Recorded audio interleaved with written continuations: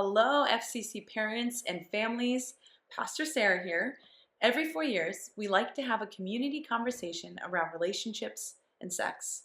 Sex can feel like a scary word to teens and sometimes even more so to parents. But the truth is, your students are learning about relationships and sex from all kinds of sources. The question isn't, is my kid hearing about sex and dating? It's, where is my kid learning about a healthy sexuality? And that's what we strive to provide here at FCC every 4 years. This video is meant to give you an idea of what topics we're going to be covering and why. So please watch this video to the end. If you have questions or concerns, please feel free to reach out to me at any time. Also, we recommend for parents who don't believe their high schoolers are suited for this conversation at this time to simply have a conversation with me before deciding to keep your student at home. It's totally okay if that ends up being the case, but I'd love to check in with you. This year, our series is called Ships. Week 1, we will explore the idea that we were created for community. Genesis 2 tells us that it is not good for man to be alone. God knew at the very beginning of our being we were made to walk alongside each other.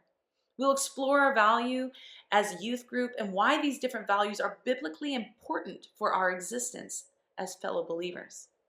Week 2, we'll explore healthy and unhealthy friendships and dating relationships. The book of Proverbs is filled with wisdom on how to be a good or a bad partner. In my profession, one of the most devastating realities is that students do not learn healthy boundaries soon enough. Before long, many students end up in toxic and even abusive relationships. On this night, we will share some signs that point toward abusive or unhealthy relationships and what to do if you find yourself in one. Week 3 is the one you've all been listening for. This is when we will dig into healthy sexuality. Now, before I even begin this conversation, I want you to know that I've been researching this topic for the past 16 years. Recently, I even consulted a child psychologist. I simply asked, if you had a room full of teens, what would you feel is necessary for them to know and to hear? What I'm about to share is a culmination of biblical study, almost 2 decades of experience with teens, and the expertise of a child psychologist. God created human beings ingrained with sexual desire. Most human beings begin developing these feelings during puberty, unless you have a somewhat traumatic past like myself, in which case you can develop these feelings even younger. Unfortunately, the onset of our sexual desire is not in line with our brain development. That leaves teens sexually charged and terrible decision makers. But that doesn't mean that we need to be ashamed of this very natural desire that God has gifted us with. When I asked this child psychologist what she thought was important for young people to know, she gave us 3 enthusiastic points. Masturbation is okay. It is never too late to say no, and over communicate.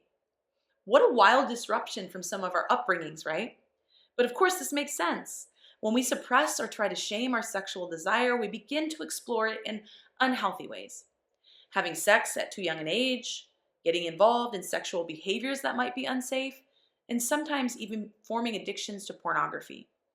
If teens are free from the shame, they might begin to explore their sexuality in the safety of their own homes and in much more controlled environments. We want our teens to know that God is inviting us towards a healthy sexuality.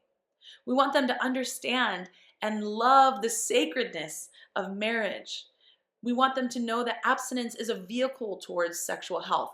Think of abstinence as an invitation towards sexual health and not an invitation to sexual shame. Unfortunately, we have often preached abstinence in a way that isolates and brings shame to teens who have already had sex. What I've found in my journey is that this often leads to suicidal ideations or a movement away from faith and God. But this isn't the story of God. God is redemptive. God is love. God is healing. And God is forgiveness. So we must acknowledge the reality of some while encouraging all teens to consistently access and move themselves more and more towards a healthy sexuality. In other words, we don't run from the reality of our teens' stories. So what exactly are we going to talk about? We're going to talk about consent, the beauty of our sexuality, the need to over-communicate, abstinence as a tool towards sexual health, and that no is a beautiful and powerful word when you find yourself in a situation that doesn't feel safe. That's it.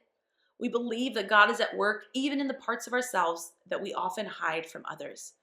This series allows FCC to be a place where students can be open and honest, address questions and concerns, and be a breeding ground for healthy spirituality, which includes our whole selves.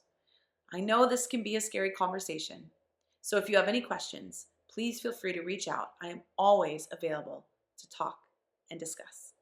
Until then, peace be with you.